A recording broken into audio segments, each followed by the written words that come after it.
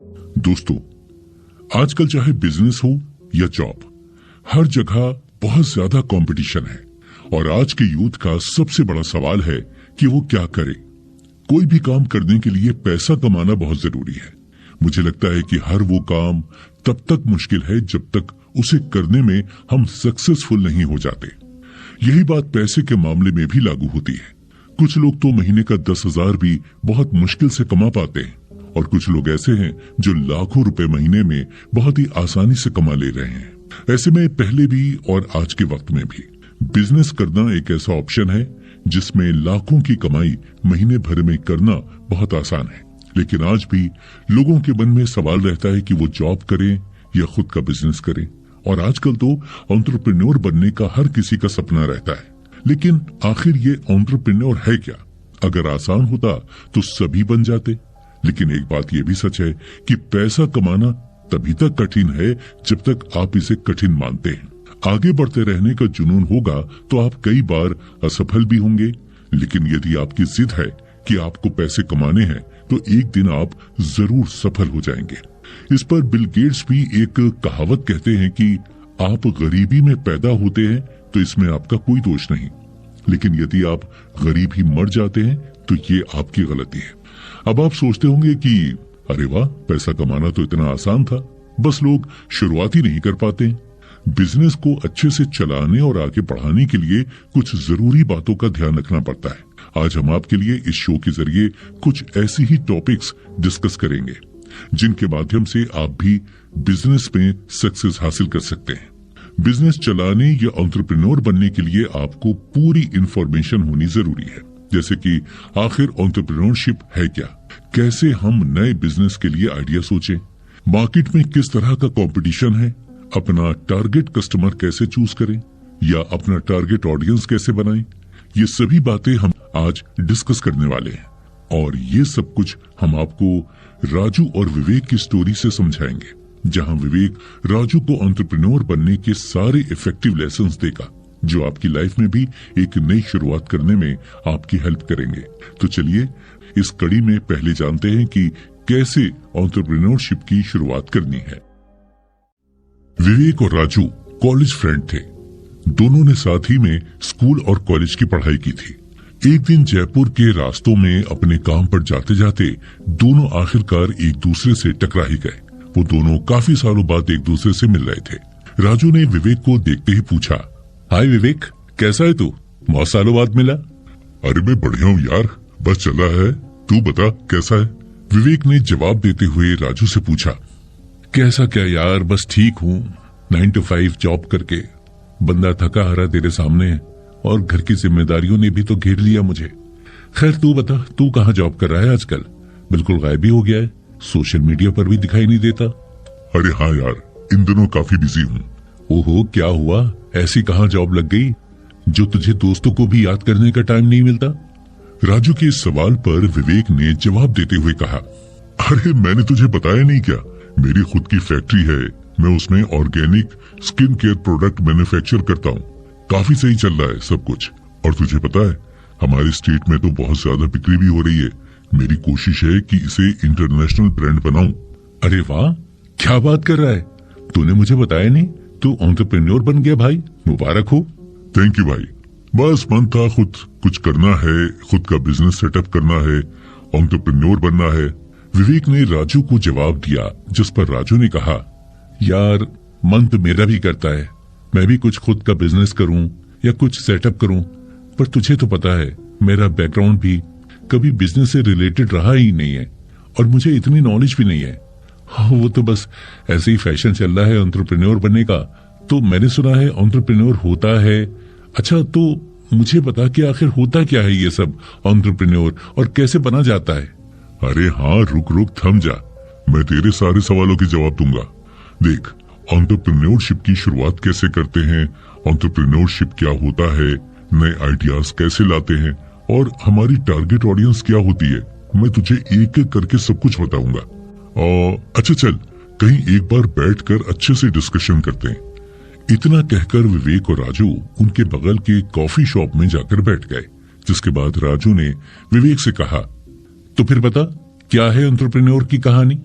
देख, एंटरप्रेन्योर का मतलब बिजनेस करने वाला वो पर्सन होता है जिसका एम बिजनेस के जरिए प्रॉफिट गेन करना होता है। वो अपने बिजनेस को सक्सेसफुल बनाने के लिए हर तरह ट्राई करता है और अपनी स्किल्स का यूज प्रॉफिट के लिए करता है।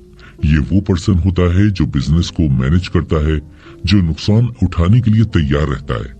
बिजनेस की सक्सेस और फेलियर को अपनाने के लिए वो हमेशा तैयार होता है। दोस्तों, एंटरप्रेन्योर क्या होता है, ये एक ऐसा सवाल है जिसके बारे में मेजॉरिटी पीपल कंफ्यूज्ड रहते हैं। उन लोगों को इसका सही मतलब नहीं पता होता। तो अगर आप भी उनमें से एक हैं जो एंटरप्रेन्योर का नाम सुनकर कंफ्यूज हो जाते हैं।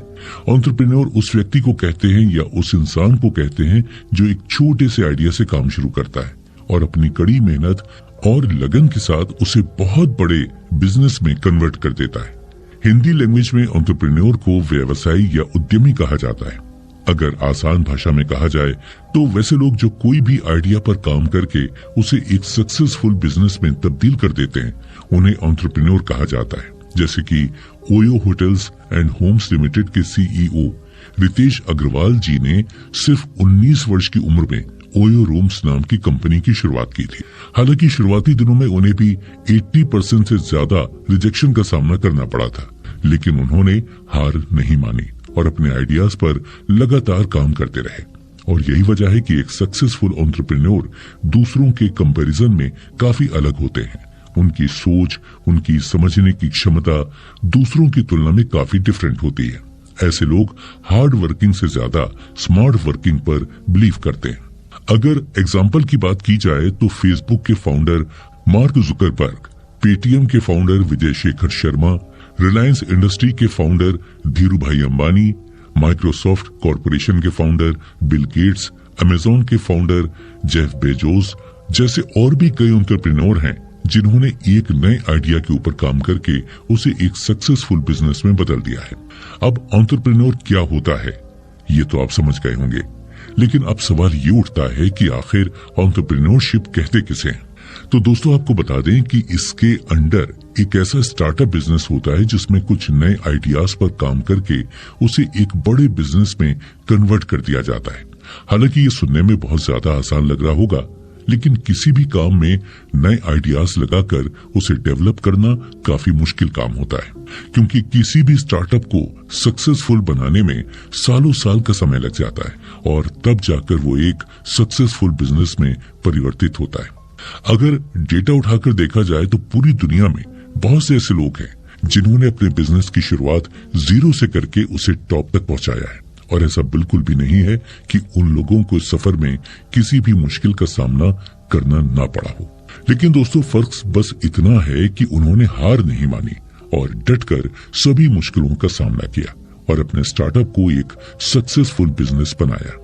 एक अच्छा एंटरप्रेन्योर होने के लिए आपके अंदर कुछ क्वालिटीज होनी जरूरी हैं, जैसे कि आपके अंदर एक लीडरशिप क्वालिटी होनी चाहिए और आपके सोचने का तरीका थोड़ा अलग होना चाहिए। हर प्रॉब्लम को सॉल्व करने की क्षमता आपके अंदर होनी चाहिए। आपके अंदर सेल्फ कॉन्फिडेंस होना चाहिए। फेल होने का डर आपके अंदर बिल्कुल भी नहीं होना चाहिए। आप जिस काम को करने वाले हैं या फिर करना चाहते हैं, उस काम की पूरी नॉलेज आपको होनी चाहिए। टारगेट अचीव करने की कैपेसिटी आपके अंदर होनी चाहिए। आपका एम बिल्कुल क्लियर होना चाहिए कि आपको करना क्या है। आपको सिर्फ और सिर्फ एक ही जगह पर फोकस करना चाहिए। आपको समय समय पर रिस्क लेना भी आना चाहिए। कुछ लोग किस्मत के भरोसे चलते हैं, तो आपको लक को ज्यादा अहमियत ना देते हुए अपनी मेहनत पर विश्वास रखना चाहिए। आप जो काम करें या फिर करना चाहते हैं, उस पर आपको पूरी तरह बिलीव होना चाहिए। अगर आप सोच रहे हैं कि ये क्वालिटीज आपके अंदर नहीं है, तो मैं आपको बता दूं कि ये सारी क्वालिटीज अपने अंदर पैदा करनी पड़ती हैं। किसी भी पर्सन के पैदा होते ही ये सारी क्वालिटीज उसके अंदर अपने आप नहीं आती। जब आप समय के साथ चलते हैं और अपने काम को पूरी मेहनत और लगन के साथ करते हैं, तब ये सारी की सारी खूबियां आपके अंदर अपने आप ही आ जाती हैं। एंटरप्रेन्योरशिप मतलब किसी आइडिया को बिजनेस का रूप देना, और ये जाहिर सी बात है कि किसी भी बिजनेस को चालू करने के लिए फंड की जरूरत होती है। इसलिए आपको इस बात की जानकारी होनी चाहिए कि आप जो बिजनेस चालू करना चाहते हैं उसमें आखिर कितना इन्वेस्टमेंट आपको करना पड़ेगा। और जितना भी इन्वेस्टमेंट आपको बिजनेस में चालू करने के लिए करना पड़ेगा उसे मैनेज आप कैसे करेंगे, इसके बारे में आपको पहले ही सोच लेना चाहिए। एंटरप्रेन्योर मतलब खुद का कोई काम करना, और खुद का काम करने के लिए आपको लीडर बनना ही होगा, क्योंकि एक लीडर को एक अच्छी तरह से पता होता है कि उसे अपने काम को किस तरह आगे बढ़ाना है, साथ ही उसे अपने साथ काम करने वाले कर्मचारियों के साथ किस तरह का व्यवहार रखना है और उनसे किस तरह अच्छा काम लेना है। एक सक्सेसफुल एंटरप्रेन्योर बनने के लिए आपको अपने साथ काम करने वाले सभी लोगों का ख्याल रखना होगा और उनके साथ ऐसा बिहेवियर रखना होगा जैसे आप उनके मालिक नहीं बल्कि उनके दोस्त हैं। अगर आपके साथ काम करने वाले एम्प्लॉइज खुश रहेंगे तो वो आपके काम में अपना 100% देंगे, जिससे आपकी तरक्की होगी। दोस्तों, देश में एक तरफ रोजगार के मौके कम होते जा रहे हैं, वहीं दूसरी ओर स्टार्टअप का कल्चर तेजी से बढ़ रहा है। आए दिन लोग अपने किसी यूनिक आइडिया के साथ कोई ना कोई स्टार्टअप शुरू कर रहे हैं। ऐसे में कभी ना कभी हर कोई सोचता है कि काश वो भी अपना खुद का कोई बिजनेस शुरू कर पाते। किसी भी बिजनेस को शुरू करने का पहला स्टेप है कि आपको सबसे पहले एक बिजनेस आइडिया सोचना होगा जिस पर आपको काम करना है।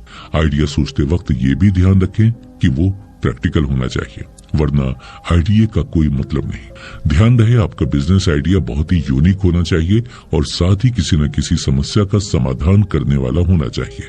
और जैसे ही आपका बिजनेस आइडिया फाइनल हो जाए, आपको उसके बाद एक बिजनेस प्लान तैयार करना है। बिजनेस प्लान मतलब आपको अपने आइडिया की डिटेलिंग करनी है और वो काम कैसे काम करेगा, उसको किस किस बाजार में लॉन्च किया जा सकता है, ये भी देखना होगा कि अभी उस तरह का या उससे मिलता जुलता कोई आइडिया मार्केट में है या नहीं।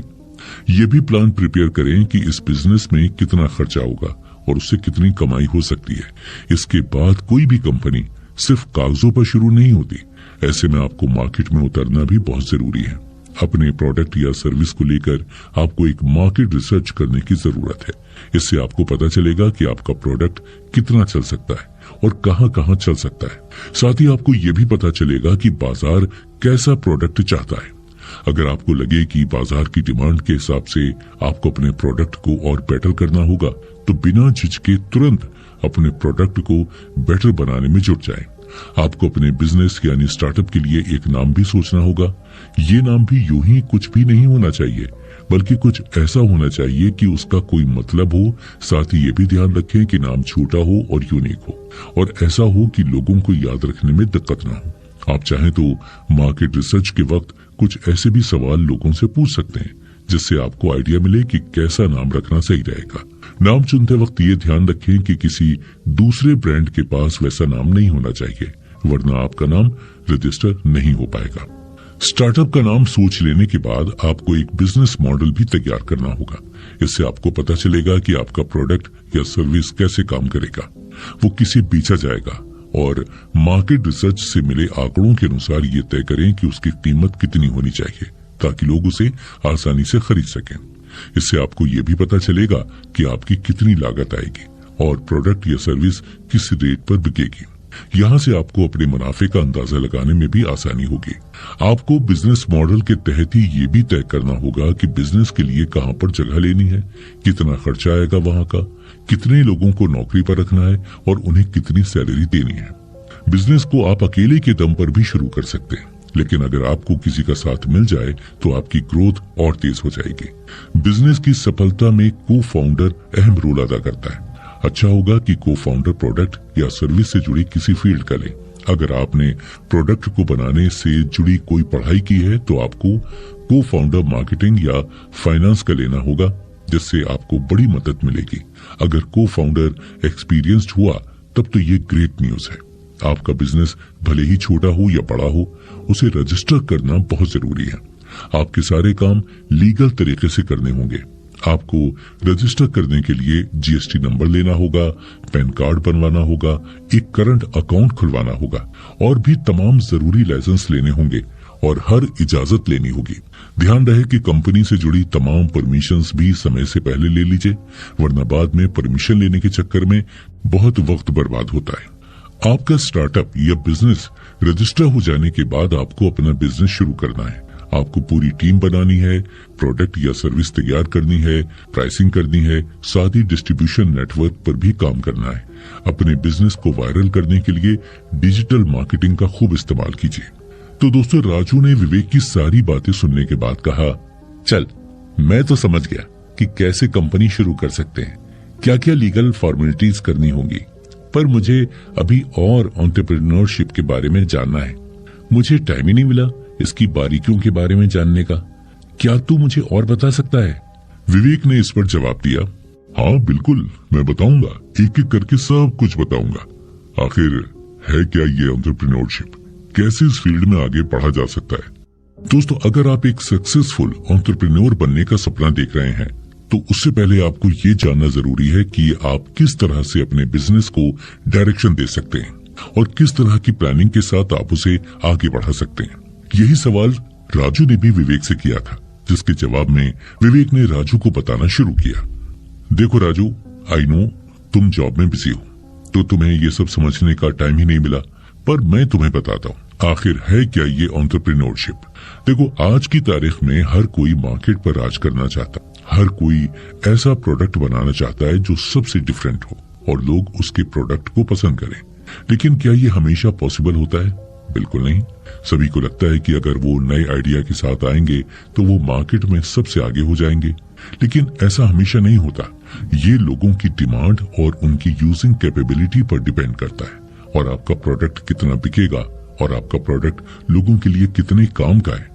बहुत सारी कंपनीज हैं जो पहले से ही मार्केट पर अपने पांव पसारे बैठी हुई हैं, तो इसका मतलब ये नहीं है कि आप वो प्रोडक्ट नहीं बना सकते, बल्कि आप अपनी चीजों में थोड़ा इनोवेशन करके लोगों को अपनी तरफ अट्रैक्ट भी कर सकते हैं। बहुत से लोग सक्सेस पाने की इतनी जल्दी में होते हैं कि वो अपने रास्ते में आने वाले किसी भी शॉर्टकट को अपनाने के लिए तैयार रहते हैं, लेकिन रियल लाइफ में शॉर्टकट आमतौर पर तेजी से अचीवमेंट के बजाय फेलियर की ओर ले जाते हैं। उन सभी को याद करने के बजाय सक्सेस का सीक्रेट धीरे धीरे आगे बढ़ने के लिए इम्पोर्टेंट चीजें या रेमेडी करना है। हम सभी को पता है कि सक्सेस करने के लिए हमें कड़ी मेहनत की जरूरत पड़ती है। सक्सेस का रास्ता फूलों से सजा हुआ सुंदर और इंटरेस्टिंग नहीं होता है, बल्कि इसमें आपको बहुत सारी प्रॉब्लम्स फेस करनी पड़ती हैं, बहुत ज्यादा स्ट्रगल होता है। अगर हम बात करें तो क्या मार्केट किसी व्यक्ति को अट्रैक्ट करती है एंटरप्रेन्योर बनने के लिए, या एक इंसान खुद से ही एंटरप्रेन्योर बनना चाहता है? तो देखो, सबसे पहली बात तो यह है कि तुम्हें पहचानना होगा कि तुम कौन हो। यानी कि हर एक इंसान का नेचर अलग होता है, उसकी टर्म्स अलग होती हैं, उसके कोर बिलीफ्स अलग होते हैं। अगर आप एंटरप्रेन्योर बनना चाहते हैं तो इसका मतलब यह है कि ऐसी कई अपॉर्चुनिटीज होंगी जिसने आपको अट्रैक्ट किया होगा कि आप एंटरप्रेन्योर बने। जैसे कुछ लोग बिजनेसमैन बनते हैं क्योंकि उन्हें पता है कि उन्हें बहुत सारा पैसा कमाना है, या उन्हें कुछ ऐसा आइडिया आता है जो अभी तक किसी ने ना तो किया हो। कुछ लोगों को ट्रैवलिंग का शौक होता है, तो उन्हें लगता है कि अगर बिजनेस करेंगे तो ज्यादा से ज्यादा ट्रैवल कर पाएंगे, सोशल एंगेजमेंट बढ़ा पाएंगे। किसी को किसी के अंडर में कॉर्पोरेट जॉब में काम करना पसंद नहीं होता है, तो इसलिए वो कुछ न कुछ अलग हटके करना चाहते हैं, तो वो बिजनेस या एंटरप्रेन्योरशिप में अपना हाथ आजमाते हैं। जैसे आपको टूरिज्म का फायदा मिलता है, ट्रैकिंग का फायदा मिलता है, एडवेंचर स्पोर्ट का फायदा मिलता है, और कभी कभी टूरिस्ट प्लेस के या बाहर ट्रिप के पैकेज मिलते रहते हैं। और अगर आप चाहें तो आप पेट फूड बिजनेस भी कर सकते हैं, पेट शेल्टर भी जा सकते हैं, फैमिली इवेंट्स या बड़े बड़े इवेंट्स ऑर्गेनाइज कर सकते हैं, फ्लावर्स अरेंजमेंट कर सकते हैं। हो सकता है आपको बिजनेस का आइडिया किसी को देख कर के आया हो, या कभी न्यूज़पेपर मैगजीन पढ़ते हुए आया हो, या फिर अपने दोस्त से डिस्कशन करते वक्त आया हो। ऐसा कुछ भी हो सकता है। दोस्तों, आजकल बिजनेस को शुरू करना हर कोई चाहता है, लेकिन बिजनेस को एक मुकाम तक कैसे पहुंचाया जाता है, इस बात को कोई ही समझ पाता है। स्टार्टअप्स में काफी परेशानियां आती हैं, जिन्हें दूर करना हर किसी के लिए बड़ा टास्क होता है। बिजनेस शुरू करने पर सबसे बड़ा और पहला सवाल ये भी होता है कि अपने टारगेट ऑडियंस तक कैसे पहुंचा जाए। आज हम आपको इसी बारे में बताने वाले हैं कि शुरुआत में 1000 कस्टमर्स तक कैसे पहुंचा जाए। अपने कस्टमर्स या फिर अपने टारगेट ऑडियंस को पहचानना सबसे पहला काम होता है। अगर आप अपने कस्टमर को पहचाने बिना ही काम करते हैं तो काम में सक्सेस मिलना काफी मुश्किल हो जाता है। आपके कस्टमर की लैंग्वेज क्या है, वो किस तरह की सर्विस को लेना चाहता है, कस्टमर का बजट क्या है, कस्टमर किस तरह की परेशानियों का सामना कर रहा है और आप उन परेशानियों को कैसे दूर कर सकते हैं। इन सभी सवालों के जवाबों को ढूंढकर आपको उन पर काम करना होगा, उन परेशानियों को दूर करना होगा, तभी आप अपने कस्टमर्स को अपनी सर्विस का बेनिफिट दे पाएंगे। आपको सबसे पहले अपने बिजनेस की वैल्यू बनानी है। आजकल हर इंसान क्वालिटी पर ज्यादा ध्यान देता है, फिर चाहे वो सर्विस हो या फिर कोई प्रोडक्ट हो। इसलिए बिजनेस वैल्यू क्रिएट करना इंपॉर्टेंट है। आपको अपनी सर्विस या फिर प्रोडक्ट की क्वालिटी पर सबसे ज्यादा फोकस करना चाहिए। आपका प्रोडक्ट आपके कस्टमर को अच्छी सर्विस जरूर दे रहा हो, इस बात पर आपका ध्यान होना बहुत जरूरी है। अब बात आती है कि ज्यादा लोगों तक कैसे पहुंचे। बिजनेस की शुरुआत में ज्यादा लोगों तक पहुंचना काफी मुश्किल होता है, लेकिन कुछ टेक्निक्स के जरिए ज्यादा लोगों तक पहुंचा जा सकता है। आप सोशल मीडिया पर अपना प्रोफाइल बनाकर अपने दोस्तों और नोन पर्सन्स को अपने बिजनेस की इंफॉर्मेशन दे सकते हैं। लिंक्डइन, फेसबुक, इंस्टाग्राम, ट्विटर जैसे हैंडल पर आप अपने बिजनेस से जुड़ी सभी इंफॉर्मेशन लोगों के साथ शेयर कर सकते हैं। इसके बाद सबसे जरूरी बात यह भी होती है कि आप लगातार अपने बिजनेस के बारे में फॉलो अप भी लेते रहें, यानी कि जिन लोगों को आपने बिजनेस के बारे में बताया है उन लोगों का क्या रिस्पॉन्स आया है, क्या उन्होंने उस इंफॉर्मेशन को आगे बढ़ाया है, क्या उन्होंने किसी तरह का फीडबैक दिया है। इन सभी बातों का फॉलो अप लेना काफी जरूरी होता है। ये आपके बिजनेस को काफी आगे ले जाता है और आपको आपकी टारगेट ऑडियंस तक पहुंचने में भी मदद करता है। इसके बाद आपको फोकस करना होगा कि आपके पास पुराने ऑडियंस के साथ साथ नए ऑडियंस भी आए। आपने देखा होगा बड़ी बड़ी कंपनियां जिनके लाखों करोड़ों कस्टमर्स हैं, वो भी नए कस्टमर से जुड़ने के लिए कई तरह के प्लान बनाते हैं, एडवर्टीजमेंट का सहारा लेते हैं। ऐसे ही आपको भी नए कस्टमर से जुड़ने के लिए स्ट्रेटेजी बनानी पड़ती है। आप चाहें तो कई ऑफर्स, डिस्काउंट या फेस्टिव सीजन सेल लाकर भी नए ग्राहकों को अपने साथ जोड़ सकते हैं। नए कस्टमर्स के जुड़ने से आपके प्रॉफिट में तेजी से इंक्रीमेंट होगा। किसी भी बिजनेस में आपको ये बात ध्यान में रखनी बहुत जरूरी है कि आपके प्रोडक्ट का यूज मार्केट में अवेलेबल आपके कस्टमर करने वाले हैं। हो सकता है किसी भी आइडिया को सोचते हुए आपको आइडिया थोड़ा सा कॉम्प्लिकेटेड लगा हो, लेकिन आपको ये बात हमेशा ध्यान में रखनी है कि जब भी वो आइडिया आप प्रोडक्ट के रूप में मार्केट में उतारते हैं तो वो इस तरह से होना चाहिए कि बहुत ही आसानी से लोग उसे समझ पाएं और उसमें इंटरेस्ट ले पाएं। कई बार होता यह है कि आइडिया बहुत बढ़िया होने के बाद भी मेन मार्केट में नहीं चल पाता है, क्योंकि लोग खुद को उससे जोड़ नहीं पाते। इसीलिए हमेशा अपने कस्टमर बेस के आधार पर ही अपने आइडिया को इस तरह से लेकर आएं कि लोग उसे आसानी से समझ पाएं और उसे इस्तेमाल करने में उन्हें किसी तरह की प्रॉब्लम ना होने पाए। दोस्तों, आइडिया आपको लाइफ में बहुत आगे ले जा सकता है, लेकिन लगातार इनोवेशन नहीं करेंगे तो चाहे करियर हो या लाइफ, ठहराव आ जाएगा। सिर्फ और सिर्फ इनोवेशन की वजह से गूगल, एप्पल, टेस्ला, उबर जैसी कंपनियां आज मार्केट लीडर्स हैं। यूं तो हर नया स्टार्टअप इन्हीं की तरह बनना चाहता है, लेकिन ऐसा होना पॉसिबल नहीं है। गूगल और एप्पल का वर्किंग कल्चर लगातार इनोवेशन का है।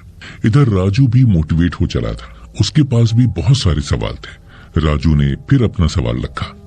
अच्छा बताओ विवेक, नए आइडिया के लिए क्या करूं? कैसे पता चलेगा कौन सा आइडिया सही है? राजू के सवाल पर विवेक ने जवाब देते हुए कहा, वैसे ही जैसे हर समस्या का कोई हल होता है, वैसे ही हर समस्या से कोई ना कोई आइडिया निकल ही आता है। चलो इसको डिटेल में मैं बताता हूँ, साथ ही कुछ एग्जाम्पल भी दूंगा। देखो, हम में से काफी लोग स्टार्टअप के बारे में सोचते तो हैं, लेकिन सही आइडिया ना मिल पाने की वजह से आगे नहीं बढ़ पाते।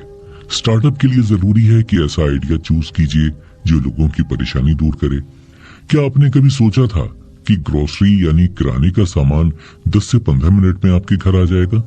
लेकिन ऐसा पॉसिबल हुआ ब्लिंकिट और ज़ेप्टो जैसे स्टार्टअप से। अगर आप किसी सोसाइटी के किसी टावर में 24 या 25 के फ्लोर पर रहते हैं और नीचे जाकर सोसाइटी के बाहर की किसी शॉप से किराने का कोई सामान लाना चाहते हैं, तो हो सकता है कि आपको आधा घंटा तक लग जाए। ऐसे में ब्लिंकिट और ज़ेप्टो जैसे स्टार्टअप वो सामान 10 से 15 मिनट में ही आपके घर पहुंचा देते हैं। हाँ, इसके लिए वो कुछ मनी चार्ज जरूर कर लेते हैं, लेकिन वक्त बचाने के लिए कस्टमर वो मनी आसानी से दे देता है। कई बार इस मनी को देने में उस समय भी अफसोस नहीं रहता जब ऑर्डर किया हुआ सामान पास की किराना शॉप से काफी कम पैसे में मिल जाता है। बस फिर क्या, कस्टमर सेटिस्फाइड है तो स्टार्टअप तेजी से दौड़ पाएगा। किसी भी स्टार्टअप के लिए आइडिया कैसा होना चाहिए?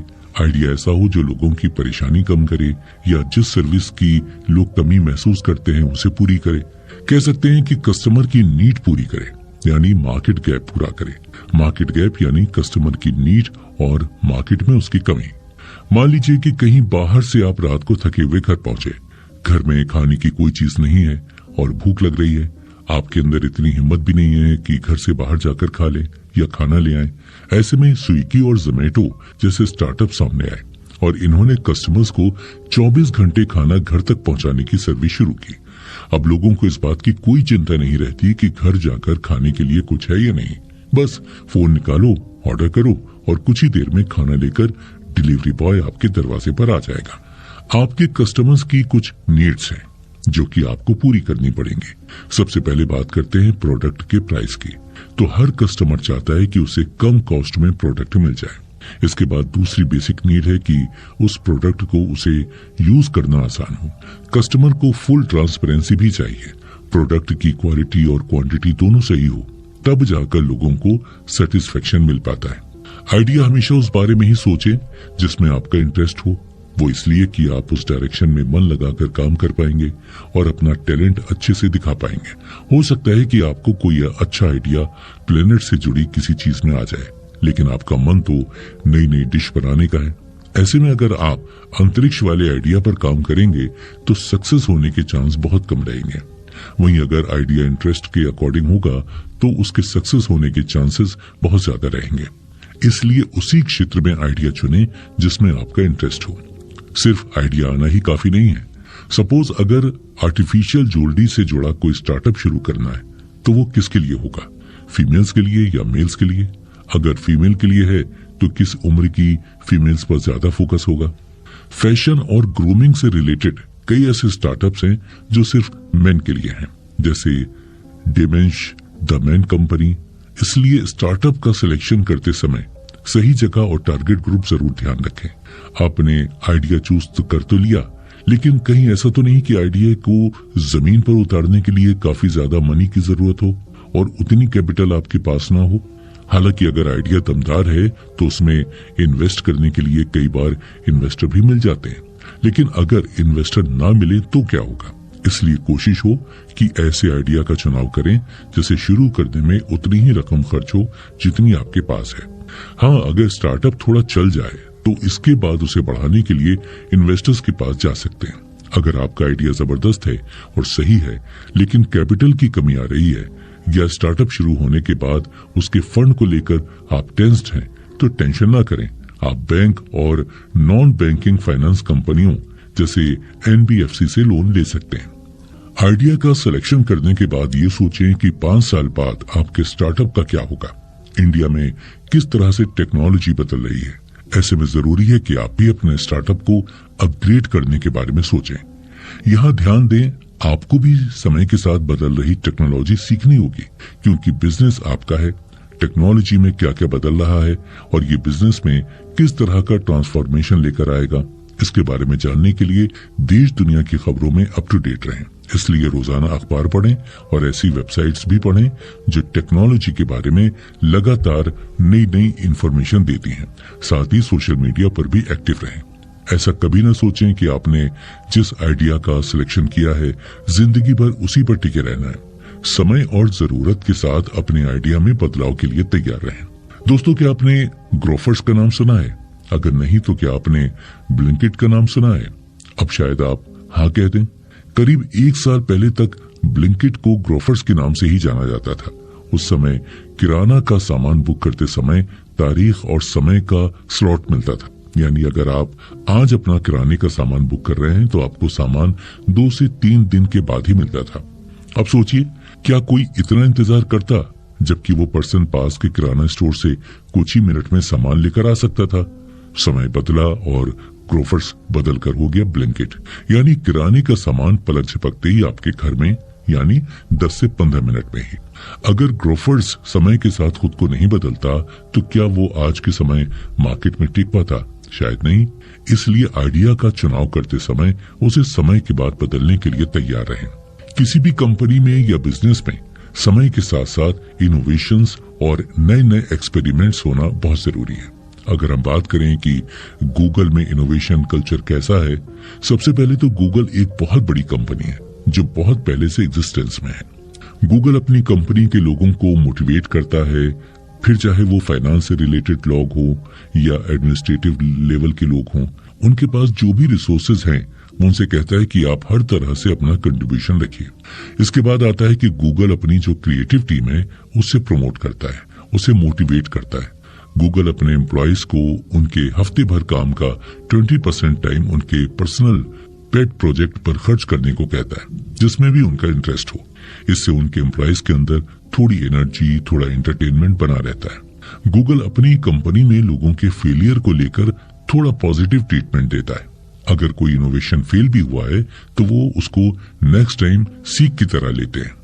जब भी हम कोई नया आइडिया चुनते हैं तो हमें जिस भी कंट्री में हम होते हैं वहाँ के कानून नियम इन सब के बारे में ध्यान रखना चाहिए। अगर इन बातों का ध्यान न रखा जाए तो स्टार्टअप शुरू होने से पहले ही बंद हो जाएगा और सारी रकम बर्बाद हो सकती है। मान लीजिए आप इंडिया में ड्रोन सर्विस या हथियारों से जुड़ा कोई स्टार्टअप शुरू करना चाहते हैं, तो आपको यहाँ के ड्रोन और हथियारों से जुड़े सारे नियम और कानून पता होने चाहिए।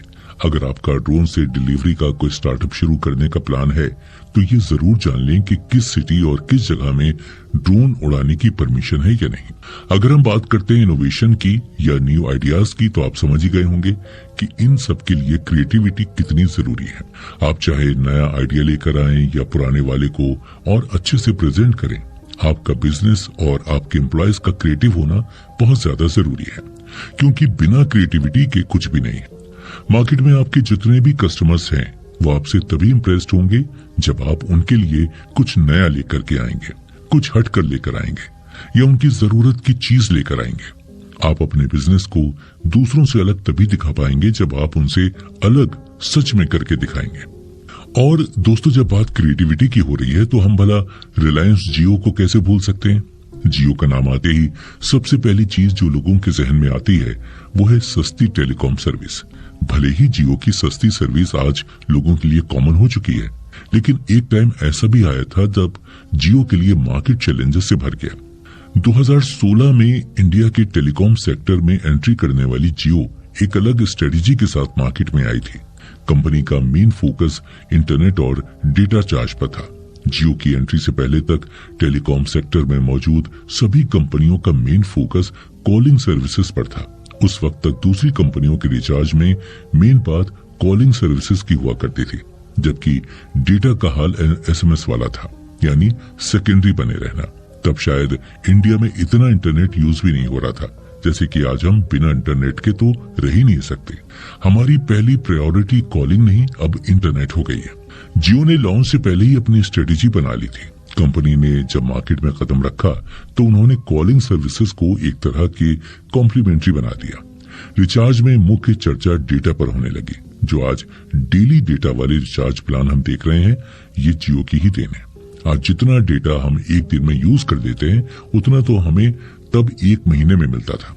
अगर आप खुद के ही आइडिया और खुद की मेहनत पर भरोसा नहीं कर पाएंगे तो कभी भी कोई दूसरे लोग आपसे जुड़कर काम करने के लिए तैयार नहीं होंगे। इसलिए किसी भी बिजनेस को शुरू करने से पहले सबसे ज्यादा जरूरी है कि आप खुद पर भरोसा रखें, उसके बाद ही आप आगे के कदम उठाएं। हमेशा ध्यान रखें कि आत्मविश्वास से भरा हुआ लीडर ही अपने साथ काम करने वाले लोगों को आत्मविश्वास और उत्साह से भर सकता है। दोस्तों, राजू ने विवेक से इन सभी बातों को अच्छे से समझा और विवेक से पूछा, यार विवेक, तो मुझे अभी तक जो भी कुछ भी एक्सप्लेन कर चुके हो मैं सब कुछ समझ चुका हूँ, लेकिन मेरा अगला सवाल था कि कंपटीशन का क्या है, क्यों जरूरी है कंपटीशन। तो दोस्तों, क्या जवाब दिया विवेक ने राजू के इस सवाल पर, आइए जानते हैं आखिर क्या है कंपटीशन, कैसे हम इसको फेस कर सकते हैं। दोस्तों, जब भी कोई हम बिजनेस शुरू करते हैं तो हम नए नए आइडियाज और जोश के साथ काम करते हुए आगे बढ़ते हैं। लेकिन अगर आप बिजनेस करते हुए कुछ बेसिक बातों को ध्यान में नहीं रखेंगे तो बहुत ज्यादा चांसेस हैं कि आप अपने कॉम्पिटिटर के मुकाबले पीछे रह सकते हैं। इसलिए हमेशा ध्यान रखें कि किसी भी बिजनेस में कंपटीशन हमेशा अच्छा रहता है। आप कोई भी खेल तभी जीत सकते हैं अगर आपके साथ कोई ना कोई दूसरा कॉम्पिटिटर भी खेल में है। अगर आप सोच रहे हैं कि आप अकेले ही रेस में दौड़कर नंबर बना सकते हैं तो आपकी ये मेंटेलिटी बहुत गलत है। और इस सवाल को राजू ने विवेक से पूछा था कि आखिर कंपटीशन का एक्चुअल मीनिंग क्या है और ये क्यों जरूरी है, जिस पर विवेक ने जवाब देते हुए कहा था कि देखो, पहले तो किसी भी बिजनेस को शुरू करना उतना मुश्किल नहीं है जितना मुश्किल है उसे आसानी से आगे बढ़ाते रहना। किसी भी बिजनेस में कंपटीशन हमेशा अच्छा होता है। अगर आप अपनी फील्ड में अकेले खिलाड़ी हैं तो ये अपने आप में इम्प्रूवमेंट के लिए मुश्किल हो सकता है। यहाँ ये मान लेते हैं कि आपकी कंपटीशन सबसे कहीं ज्यादा मजबूत बिजनेसमैन से है। यहाँ ये भी मान लेते हैं कि आपका प्रोडक्ट भी आपके कॉम्पिटिटर के बराबर ही है। जब कॉम्पिटिटर की तरह ही आपका प्रोडक्ट है तब कैसे आप अपने आप को अलग करेंगे। चलिए हम यहाँ आपको एक एग्जाम्पल देते हैं जिससे आप आसानी से समझ सके। गूगल और विंग दोनों सर्च इंजन हैं और इनका यूजर एक्सपीरियंस भी एक समान ही है। वेबसाइट को रैंक करने के लिए ये दोनों ही सेम इंस्ट्रक्शंस का यूज करते हैं। हम सब ये जानते हैं कि प्रेजेंट में बिंग गूगल से काफी पीछे है। अब मान लीजिए आप बिंग हैं और आपका कॉम्पिटिटर गूगल है। ऐसे में आप कैसे अपने कॉम्पिटिटर से उसके कस्टमर्स को अपनी ओर अट्रैक्ट करेंगे। आपको ये ध्यान रखना है कि आपका कॉम्पिटिटर आपका दुश्मन नहीं है, बल्कि आपको उससे टक्कर करनी है। आप दोनों एक ही मार्केट में हैं, तो आप दोनों को अपना अपना परफेक्ट करना है। आप उससे कैसे अलग होते हैं, ये आपकी यूएसपी या आपका प्रोडक्ट पर डिपेंड करना है। हम पहले भी कई बार ऐसा देख चुके हैं। माईस्पेस वेब पर सबसे ज्यादा विजिट होने वाली साइट थी और फेसबुक से पहले ये सबसे बड़ी सोशल साइट हुआ करती थी। क्या आप आज माईस्पेस का नाम कहीं सुनते हैं? माईस्पेस जैसी इतनी बड़ी सोशल साइट कैसे बिना कोई नोटिस दिए खत्म हो सकती है? ऐसा हुआ क्योंकि फेसबुक ने माईस्पेस से बेटर प्रोडक्ट बनाया। इसलिए फेसबुक अब दुनिया में सबसे ज्यादा विजिट होने वाली वेबसाइट है और 1.59 अरब मंथली एक्टिव यूजर्स के साथ ये सबसे बड़ी सोशल साइट है। ये कहना गलत होगा कि फेसबुक गुड क्वालिटी ऑफर करती है। हाँ, वेब यूजर्स फेसबुक को भी छोड़ सकते हैं अगर यहाँ उससे बेहतर सोशल साइट उपलब्ध हो। इसलिए ऐसा कुछ सोचिए जो आपके प्रतियोगी से कुछ बेहतर हो सकता है। आप देखेंगे कि बहुत से कस्टमर आपके पास आ जाएंगे। अगर आप अपने कस्टमर्स को केवल 2 सेकंड में अपने प्रोडक्ट को समझा सकते हैं तो समझिए जीत आपके हाथ में है। वेब पर बहुत से ऐसे प्रोडक्ट्स हैं जिनका यूज करना और उन्हें समझना बहुत ही मुश्किल है। अगर आप बहुत बड़े बाजार पर कब्जा करना चाहते हैं तो आपको अपना प्रोडक्ट इतना इजी बनाना होगा कि 10 साल का बच्चा भी आसानी से समझ जाए कि इसे कैसे यूज करना है। किसी भी बिजनेस का बेस कस्टमर होता है। अगर आपके प्रेजेंट के कस्टमर आपसे खुश हैं तो यहाँ ऐसे मौके बहुत ज्यादा हैं कि वो अपनी फैमिली और फ्रेंड्स को आपके प्रोडक्ट के बारे में बताएंगे। अगर आपको अपने कॉम्पिटिटर से आगे रहना है तो आपको अपने कस्टमर पर ध्यान देना है। कस्टमर पर ध्यान देने के लिए आपको अपने कस्टमर सर्विस उससे बेटर करनी होगी। हो सकता है कि आपके सामने वाला जो कॉम्पिटिटर है उसके पास इतने ज्यादा कस्टमर है कि सबको प्रॉपर रिस्पॉन्स नहीं दे पा रहा, तो ये आपके लिए एक गोल्डन चांस है। हो सकता है कि आपका कस्टमर इंटरेक्शन देखकर या आपकी कस्टमर के लिए सर्विस देखकर नए लोग अट्रैक्ट हों। आजकल ऐसे बिजनेस बहुत ज्यादा चल रहे हैं जो समाज को लेकर कहीं न कहीं कोई काम करते रहते हैं। बिजनेस की लैंग्वेज में इस चीज को पॉजिटिव ब्रांडिंग करना भी कहा जाता है। जैसे कि एग्जांपल के लिए बहुत बार कंपनियां इको फ्रेंडली तरीके अपनाती हैं, जिसके चलते एनवायरनमेंट को बहुत ज्यादा फायदा मिलता है। इससे आप कहीं न कहीं समाज का भला तो करते ही हैं, साथ ही आपके ब्रांड के लिए बहुत ज्यादा पॉजिटिव इमेज भी बनती है। इसीलिए आपको भी हमेशा यही सोचना होगा कि आप अपने बिजनेस के जरिए कैसे काइंड हो सकते हैं। आपको ये बात हमेशा ध्यान में रखनी होगी कि आपको इस तरह से बिजनेस चलाना है कि वो लोगों के दिलों तक पहुंच सके और बिना किसी कोशिश के आपका बिजनेस आगे बढ़ पाए। इसके अलावा सोसाइटी के लिए कुछ अच्छा करना एक ऐसी चीज है जिसे करते हुए एक समय के बाद आप खुद भी बहुत अच्छा महसूस करेंगे और ये आपको आगे बढ़ने के लिए मोटिवेट करने का काम करता है। आपको पता है, आप जो भी कमा रहे हैं, बिजनेस कर रहे हैं, उसको चलाने वाली आम जनता ही है। तो आप आम जनता को कितना वापस दे पा रहे हैं, ये बात ही बहुत मैटर करती है। इससे आप कॉम्पिटिटर से भी अच्छे दिखेंगे और लोग आपके ऊपर ट्रस्ट कर पाएंगे। जैसे आप टाटा कंपनी को ही देख लीजिए। दुनिया के सबसे अमीरों की लिस्ट में भारत भले ही 11वें नंबर पर है, लेकिन दुनिया में सबसे ज्यादा दान देने वालों की लिस्ट में टॉप पर है। हुरून रिसर्च और एडेलगी फाउंडेशन की 23 जून को जारी रिपोर्ट में इसका खुलासा हुआ है। पिछले 100 सालों में दुनिया भर के सबसे बड़े दानदाताओं की लिस्ट में टाटा ग्रुप के फाउंडर जमशेद जी टाटा का नाम पहले नंबर पर है। जमशेद जी टाटा ने पिछले 100 सालों में 102.4 अरब डॉलर यानी करीब 7.60 लाख करोड़ रुपए दान देकर सबसे बड़े दानवीर का दर्जा हासिल किया है। ये रकम रिलायंस ग्रुप के चेयरमैन मुकेश अंबानी की कुल नेटवर्थ 84 अरब डॉलर यानी कि करीब 6.25 लाख करोड़ रुपए से भी ज्यादा है। मार्केट में कंपटीशन हमेशा ही होता है। कॉलेज से ग्रेजुएट होने के बाद अधिकतर लोग जहां करियर में जॉब पाने के बारे में सोचते हैं, वहीं प्रतीक दोषी की सोच सबसे अलग थी। वो कुछ अलग करना चाहते थे जो अब तक कभी किसी ने नहीं किया हो। लेकिन उनके पास सबसे बड़ा सवाल ये था कि आखिर वो कौन सा बिजनेस करेंगे, क्योंकि उस समय पहले से ही बहुत सारे बिजनेस मौजूद थे और प्रतीक के पास कोई आइडिया नहीं था। उन्हें सिर्फ इतना पता था कि वो अपना खुद का कुछ करना चाहते हैं। बरसात के मौसम में एक दिन प्रतीक जब मुंबई की लोकल ट्रेन का धक्का खाते हुए बारिश से बचते बचते घर जा रहे थे, तब उनकी नजर अचानक छतरी पर जाकर रुकी।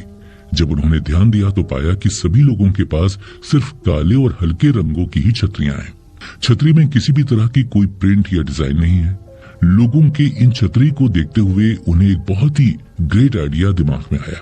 उन्होंने सोचा कि क्यों ना डिजाइन और प्रिंट वाली छतरियों का बिजनेस किया जाए, क्योंकि ये बिजनेस कोई नहीं कर रहा है, तो उनका ये बिजनेस पूरी तरह यूनिक होगा। इस आइडिया को सोचकर प्रतीक बहुत खुश हो गए और वो अपने घर गए। अपने घर जाकर जब उन्होंने अपना ही आइडिया अपने परिवार को बताया, तब उनके परिवार ने उनसे कहा कि क्या तुमने छतरी बेचने के लिए इतनी पढ़ाई की है? घर वालों का रिएक्शन देखकर प्रतीक जरूर सेट हो गए, लेकिन तब तक प्रतीक के मन में ये आइडिया पूरी तरह बस चुका था। उन्हें सिर्फ किसी भी हालत में अपनी छतरी का बिजनेस शुरू करना था। जब प्रतीक अपनी छतरी के बिजनेस के लिए ब्लूप्रिंट तैयार कर रहे थे, तो उनके दोस्त उनके घर आकर उनसे पूछते थे कि भाई तू क्या कर रहा है? तो प्रतीक जवाब में कहते थे कि मैं अपनी छतरी का बिजनेस शुरू करना चाहता हूँ। अपनी छतरी के बिजनेस के लिए उन्होंने डिजाइनर से डिजाइन तैयार करवाए, लेकिन जब उन्होंने ये डिजाइन पब्लिशर को दिखाया तो कोई भी पब्लिशर उनके डिजाइन्स को पब्लिश करने के लिए नहीं तैयार हुआ, क्योंकि इंडिया जैसे देश में नई नई चीजों को जल्दी एक्सेप्ट नहीं किया जाता है। इसीलिए कोई भी प्रतीक के डिजाइन को पब्लिश करने के लिए मान नहीं रहा था। लेकिन प्रतीक ने हार नहीं मानी और एक के बाद एक पब्लिशर के पास जाते रहे। 11 पब्लिशर्स ने उनके डिजाइन को बेकार बताकर उनकी डिजाइनदार छतरी पर प्रिंट और उसकी मार्केटिंग करने से मना कर दिया था। लेकिन 12वें पब्लिशर को प्रतीक का आइडिया यूनिक और अलग लगा, जिसकी वजह से उन्होंने प्रतीक के डिजाइन को प्रिंट कर दिया और फिर उन्होंने मार्केटिंग का काम भी शुरू कर दिया। प्रतीक ने अपनी छतरी पर वड़ा पाव, स्माइली जैसे अलग अलग तरह के कई सारे डिजाइन प्रिंट करवाए। सारी छतरियां प्रिंट हो जाने के बाद प्रतीक ने खुद मार्केटिंग का काम भी शुरू कर दिया। 6 महीने तक प्रतीक इस काम में जुटे रहे, लेकिन कड़ी मेहनत के बाद भी वो सिर्फ 800 छतरी ही बेच पाए। फिर उनके किसी दोस्त के बताने पर उन्होंने अपनी छतरी का बिजनेस ऑनलाइन ले जाने के बारे में सोचा। प्रतीक अपने छतरी के बिजनेस पर अपना पूरा हाथ पैर मार लेना चाहते थे, ताकि बाद में उन्हें किसी भी तरह का कोई पछतावा न रहे। प्रतीक कहते हैं कि बिजनेस को ऑनलाइन ले जाने के लिए और मार्केटिंग करने के लिए 18 घंटे काम करते थे। वो कहते थे कि उस समय रावण की तरह उनके भी 10 सिर थे, एक डिजाइनिंग में तो दूसरा मार्केटिंग में। अकेले वो सभी चीजों को संभाल रहे थे। अपने बिजनेस को ऑनलाइन ले जाने के बाद प्रतीक को बहुत डर लग रहा था कि कोई उनकी छतरी खरीदेगा भी या नहीं। इसलिए उन्होंने अपने पिता से कहा कि प्लीज आप एक छतरी खरीद लीजिए, ताकि मुझे तसल्ली रहेगी मेरी एक छतरी बिक गई है। लेकिन जैसे ही उन्होंने अपना बिजनेस ऑनलाइन किया और लोगों को उनकी छतरी के बारे में पता चला, तो उनकी छतरी की सेल काफी ज्यादा बढ़ गई। कोलकाता, तमिलनाडु, गुजरात जैसे राज्यों से उनकी छतरी की बहुत डिमांड की गई। सिर्फ 2 सप्ताह में वो अमेज़न के छतरी बेचने वालों में बेस्ट सेलर की लिस्ट में शामिल हो गए। इस तरह प्रतीक ने अपने छोटे से आइडिया को एक मल्टी मिलियनियर बिजनेस बना दिया और एक सक्सेसफुल बिजनेसमैन बन गए। लेकिन उनका ये सफर बिल्कुल आसान नहीं था, क्योंकि किसी ने उनका साथ नहीं दिया और कई महीनों तक बिना किसी उम्मीद के मेहनत करने के बाद उन्हें वो मिला जिसको उन्होंने इमेजिन भी नहीं किया था। राजू ने ये सब कुछ सुनने के बाद कहा, जिस तरह तुमने मुझे एग्जाम्पल के साथ डिस्क्राइब किया है विवेक, मैं तो बहुत अच्छे से समझ गया हूँ, क्योंकि कंपटीशन जरूरी है। लेकिन क्या तुम मुझे अब ये बता सकते हो कि कैसे मैं अपने टारगेट ऑडियंस को डिसाइड करूं? एक्चुअली टारगेट ऑडियंस होती क्या है? कौन है ये लोग जिन तक हमें पहुंचना है? अब राजू के सवाल का विवेक ने क्या जवाब दिया, चलिए जानते हैं। जब हम बिजनेस को एडवर्टाइज करते हैं दोस्तों, तो हमें ये पता होना चाहिए कि हमारी टारगेट ऑडियंस कौन है और हम कैसे उन तक पहुंच सकते हैं। हम जितने ज्यादा लोगों तक अपने प्रोडक्ट्स पहुंचाएं, उतना ही हमारे बिजनेस के लिए अच्छा है। लोगों को हमारे बिजनेस के बारे में पता चलेगा और पॉपुलैरिटी बढ़ेगी। पर कभी कभी हमें एक ग्रुप या सेगमेंट पर फोकस करना पड़ता है जो हमारे प्रोडक्ट्स खरीदे। यानी सवाल राजू ने भी विवेक से पूछा, आखिर क्या है टारगेट ऑडियंस का मतलब? राजू के सवाल पर विवेक ने उससे जो बताया वो कुछ इस तरह था। टारगेट ऑडियंस वो ग्रुप होता है जो हमारे बिजनेस में इंटरेस्टेड होता है और हम इन लोगों को टारगेट करते हैं। ये हमारे बिजनेस और प्रोडक्ट्स में इंटरेस्ट लेते हैं और हम इन्हें पोटेंशियल कस्टमर्स भी कह सकते हैं, क्योंकि बाकी लोगों के मुकाबले इनके चांसेस ज्यादा हैं कि ये हमारे प्रोडक्ट खरीदेंगे। ये फ्यूचर में हमारे कस्टमर्स बन सकते हैं और हमारा गोल है कि हम इन्हें टारगेट करके इनके साथ कनेक्शन बनाएं। जब हम सोशल मीडिया मार्केटिंग करते हैं तो सोशल मीडिया पर एक्टिव रहना और नए फॉलोवर्स गेन करना हमारा मकसद नहीं होता। ज्यादा लाइक्स और फॉलोवर्स हमारी पॉपुलैरिटी तो बढ़ा सकता है, पर हमारे बिजनेस के लिए फायदेमंद नहीं हो सकता। हमें ऐसे फॉलोवर्स चाहिए जो हमारे बिजनेस में इंटरेस्टेड हों और हमारे प्रोडक्ट्स खरीदें तथा अपने दोस्तों को भी रिकमेंड करें। टारगेट ऑडियंस का मतलब होता है वो ऑडियंस जो आपने पहले से ही डिफाइन कर ली है कि आपको किन लोगों को फोकस करना है।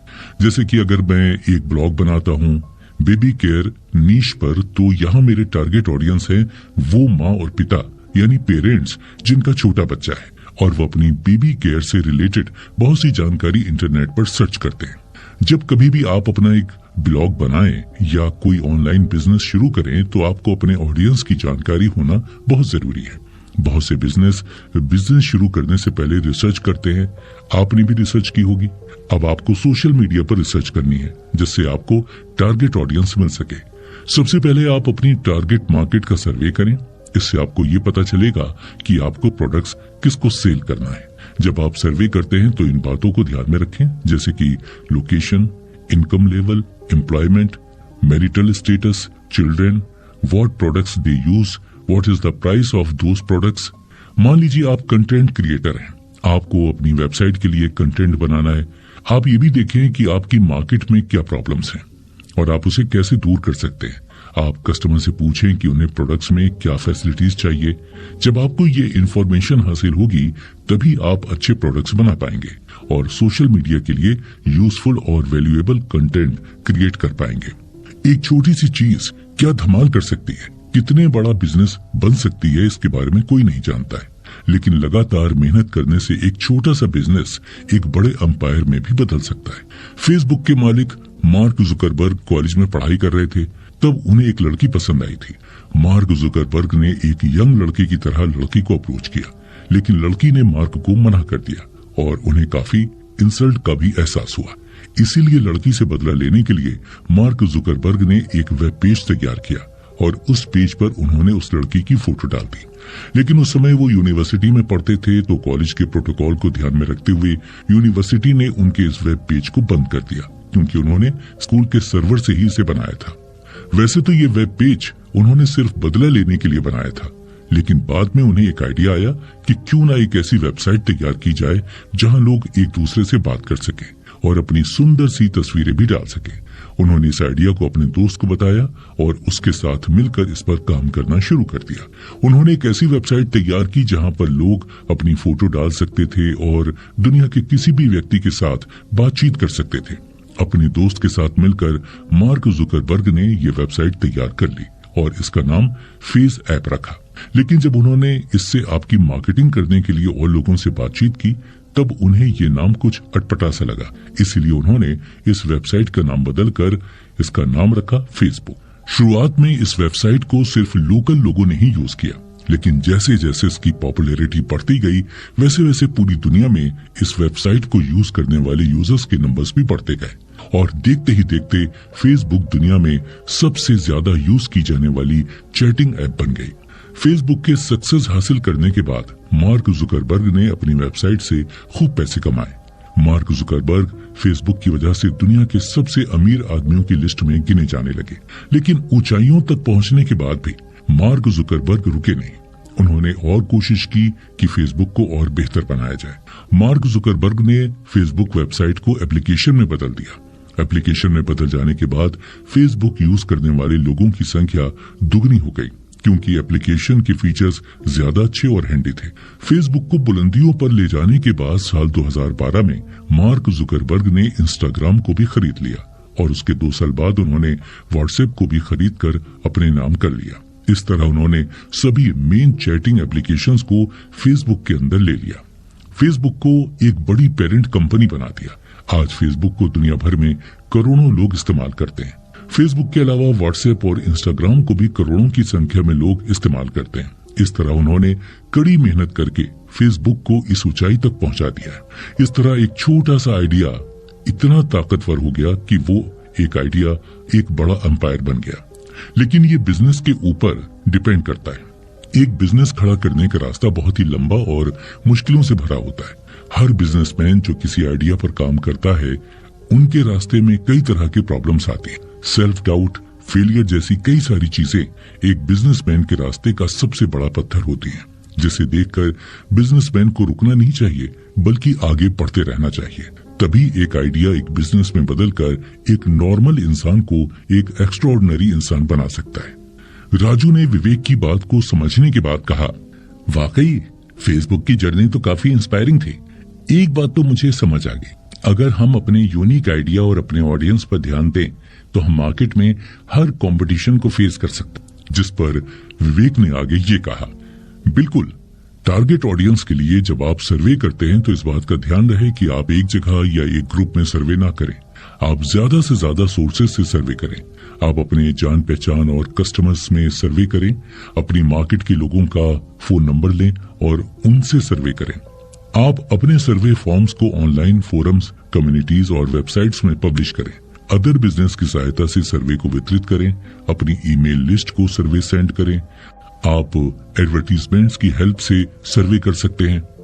अच्छा, अब एक बात बताओ विवेक, राजू ने अपनी बात आगे बढ़ाते हुए पूछा, कोई भी बिजनेस प्लान बड़ा हो सकता है तो कैसे हम इसे संभालें, यानी कैसे हम एक बड़े बिजनेस को खड़ा करें, कैसे हम एंटरप्रेन्योरशिप करके सक्सेसफुल बिजनेसमैन बने।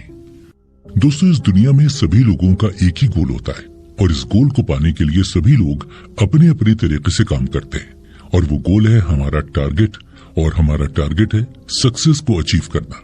हर कोई अपने करियर में सक्सेस पाना चाहता है। कोई रिच बनकर सक्सेस पाना चाहता है, कोई अपनी हेल्थ में सक्सेस पाना चाहता है, तो कोई अपने स्टडी में सक्सेस पाना चाहता है। कुछ भी हो, लेकिन सक्सेस तो सभी लोग पाना चाहते हैं। आपको हमेशा बड़े लक्ष्य यानी बिग टारगेट सेट करने चाहिए, इतना बड़ा कि आपके इसके बारे में केवल सोचा ही हो। ऐसा करने से आपका माइंडसेट बिग सक्सेस के लिए तैयार हो जाता है। राजू ने जब विवेक से बिजनेस को बड़ा बनाने का सवाल किया तो विवेक भी राजू को यही समझाना चाहता था।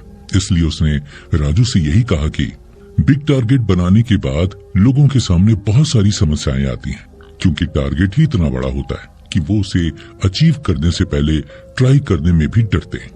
इसीलिए सबसे पहले तो अगर आप बड़ा गोल बनाते हैं तो उसके बाद आपका पहला डर ये होता है कि क्या हम इतने बड़े गोल को अचीव कर पाएंगे।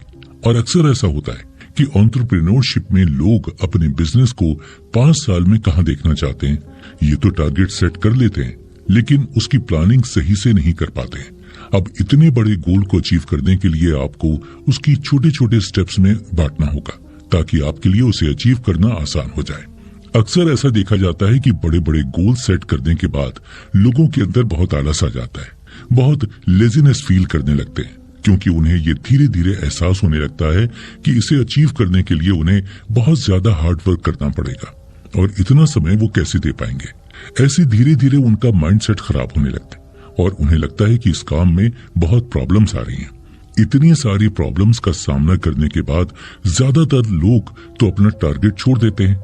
अगर लोग हिम्मत करने के बाद अपने टारगेट के लिए, अपने गोल के लिए काम शुरू भी कर देते हैं तो कुछ समय बाद आलस की वजह से वो इस गोल को पीछे छोड़ देते हैं। बात कुछ ऐसी है कि हम तो बड़ा टारगेट बनाते हैं, लेकिन हमारा जो मन है वो बड़े टारगेट को अचीव करने के लिए तैयार ही नहीं हो पाता है।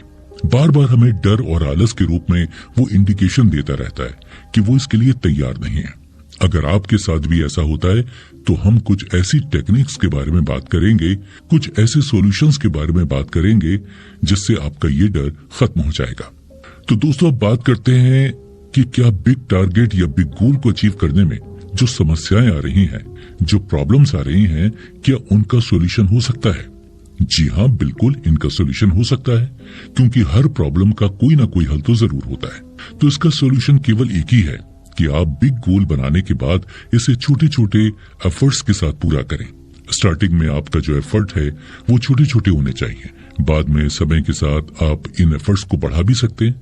आपने जरूर सुना होगा कि कुछ ना करने से कुछ करना बहुत अच्छा होता है। आप बड़े टारगेट को बहुत बड़ा पहाड़ समझकर छोड़ देंगे, उससे अच्छा है कि आप उसको धीरे धीरे पूरा कीजिए। अच्छा, हम आपकी डेली लाइफ का एग्जांपल देते हैं। अगर आप एक हेल्थी लाइफ जीना चाहते हैं, उसके लिए आपने गोल रखा है कि आप रोज 30 मिनट तक एक्सरसाइज करेंगे, डाइट फॉलो करेंगे, फ्रूट खाएंगे, बाहर का खाना अवॉइड करेंगे, और भी बहुत कुछ आपकी प्लानिंग में शामिल हो सकता है।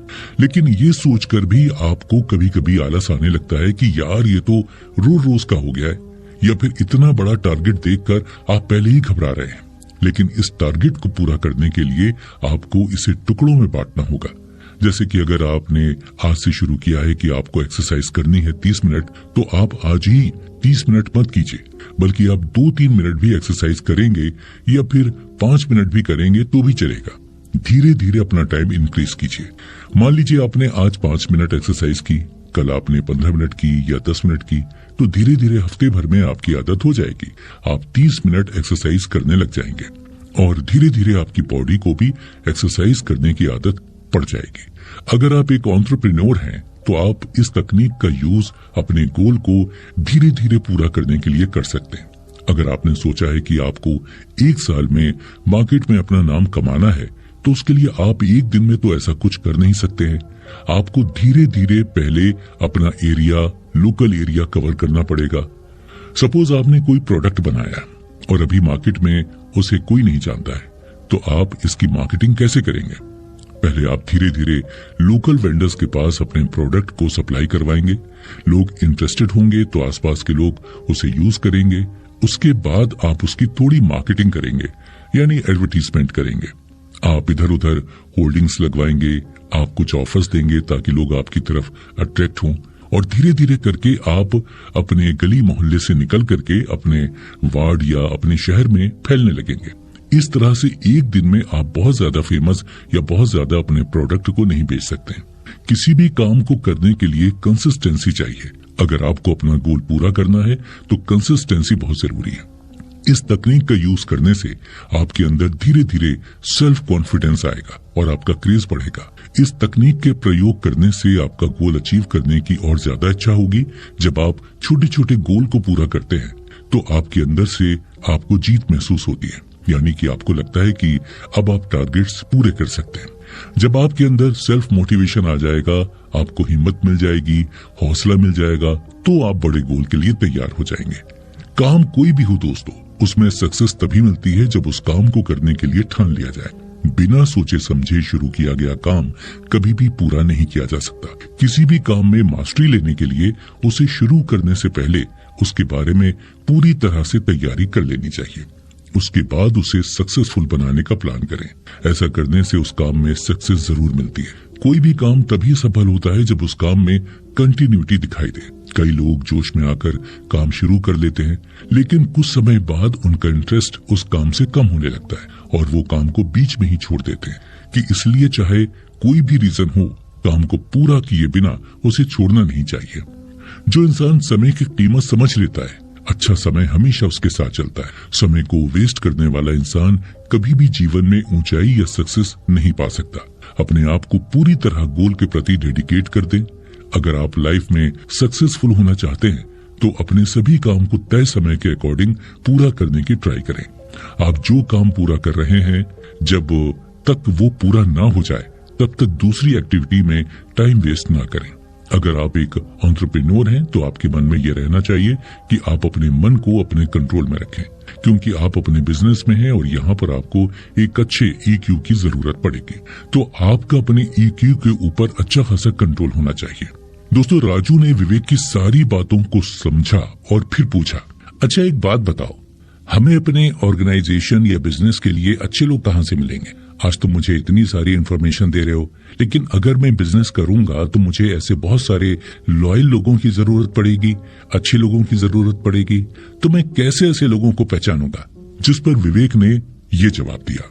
उसने कहा कि अगर आपके आसपास अच्छे लोग हैं, यानी आप अच्छे लोगों से घिरे हुए हैं, तो आपकी लाइफ बहुत आसान हो जाती है। लेकिन ऐसा माना जाता है कि एक एंटरप्रेन्योर की जिंदगी में ऐसा नहीं होता है। उसकी जिंदगी में बहुत अकेलापन होता है। अक्सर ऐसा होता है जब आप कठिन रास्ते पर चलते हैं तो आपके पास ज्यादा भीड़ नहीं होती है, पर कुछ अच्छे लोगों का भी होना आपके लिए बहुत जरूरी है। एक एंटरप्रेन्योर के लिए लोगों से कनेक्ट रहना बहुत जरूरी है।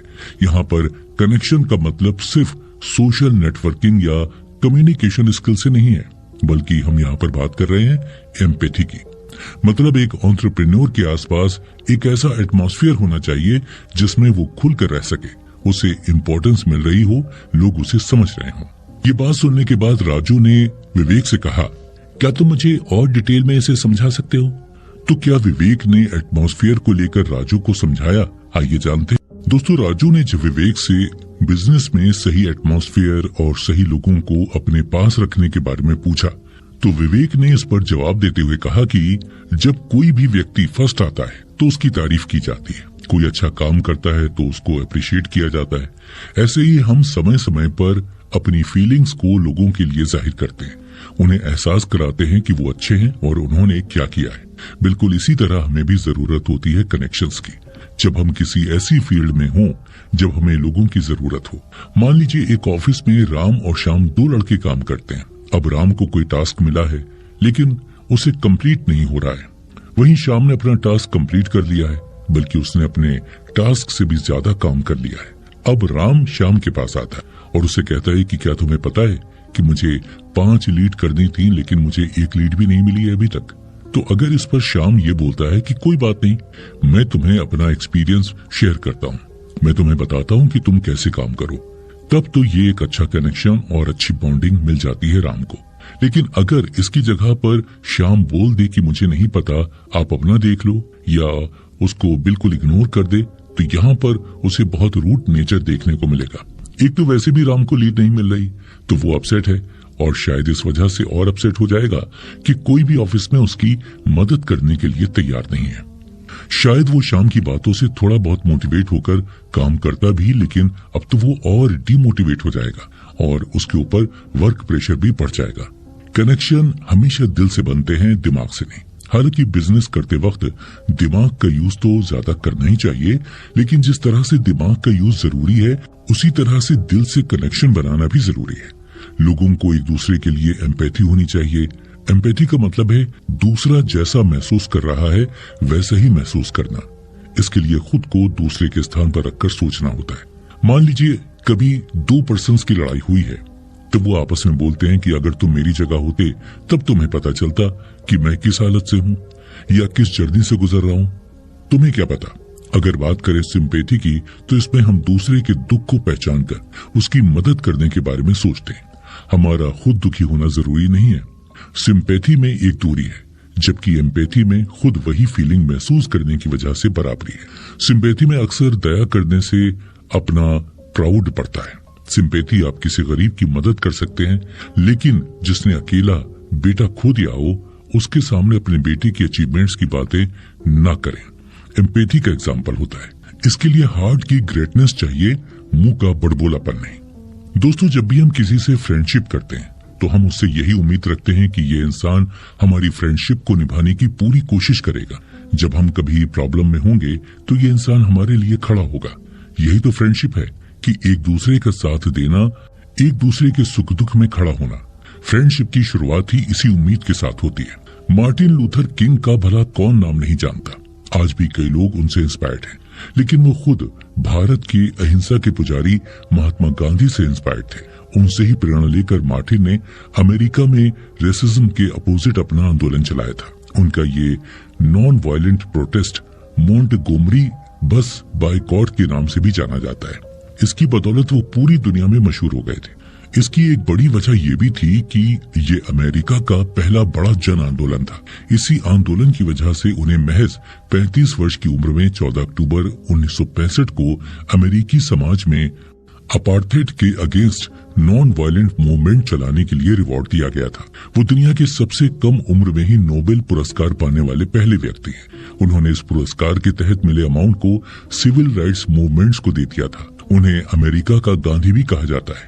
इन्होंने लोगों के दर्द को समझा और उसके लिए एक स्टेप उठाया। एम्पैथी के जरिए एक दूसरे से लोग अच्छा रिलेशन बना सकते हैं, लेकिन और भी कई तरीके हैं जिनसे आप अपने आसपास के लोगों से कनेक्ट हो सकते हैं। सबसे पहले आता है फैक्टर कि एनवायरनमेंट आपका कैसा है और आप एनवायरनमेंट के थ्रू कैसे कनेक्ट हो सकते हैं। अगर हम बात करें रिलीजन की, तो आपने देखा होगा कि हर रिलीजन का अपना एक पहनावा और कल्चर होता है।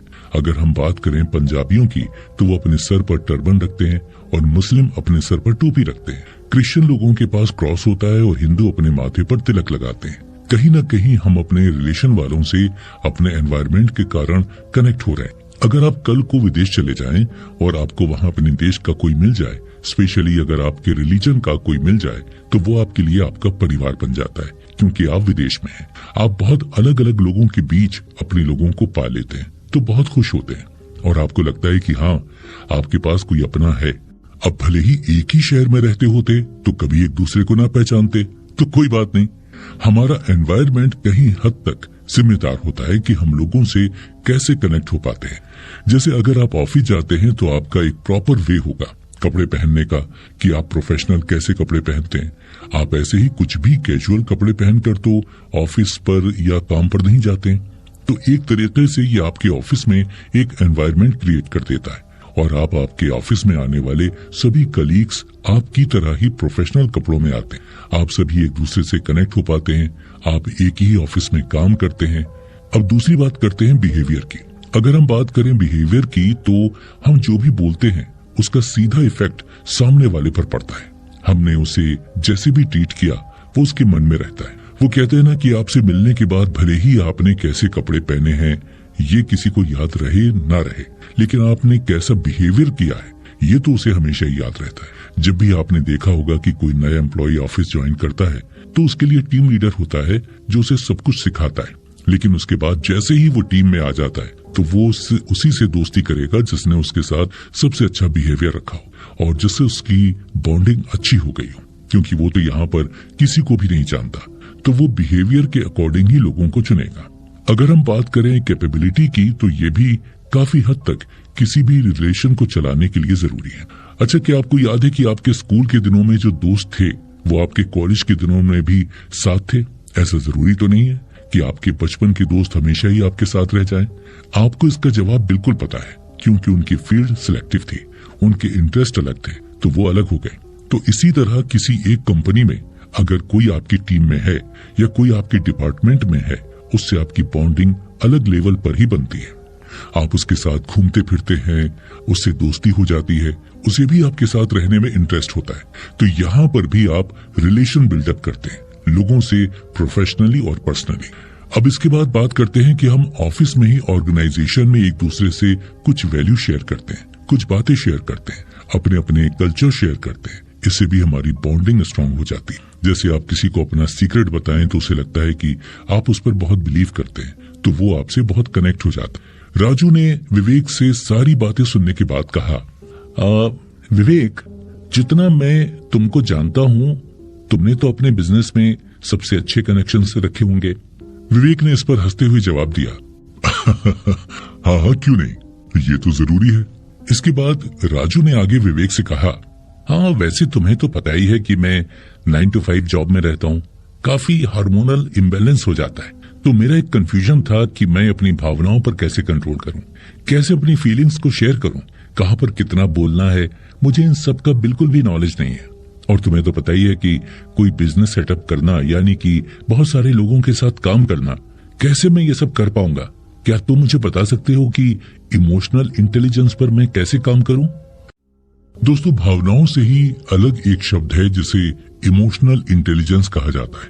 इमोशनल इंटेलिजेंस को EQ भी कहते हैं। इमोशनल इंटेलिजेंस यानी EQ आपकी अपनी फीलिंग्स तक पहुंचने की कैपेसिटी है, जिसे पाने के बाद आप अपने जीवन और करियर में बहुत सक्सेस पा सकते हैं। अपनी फीलिंग्स को समय और स्थिति के हिसाब से मैनेज करना इमोशनल इंटेलिजेंस कहलाता है। इंसान का ब्रेन ही है जो उसे इस पृथ्वी पर सबसे अच्छा लिविंग बीइंग बनाता है, लेकिन बिना EQ के इंसान आगे बढ़ने में सक्सेस नहीं हो सकता है। चाहे वो करियर हो या लाइफ, इमोशनल इंटेलिजेंस की हर जगह जरूरत होती है।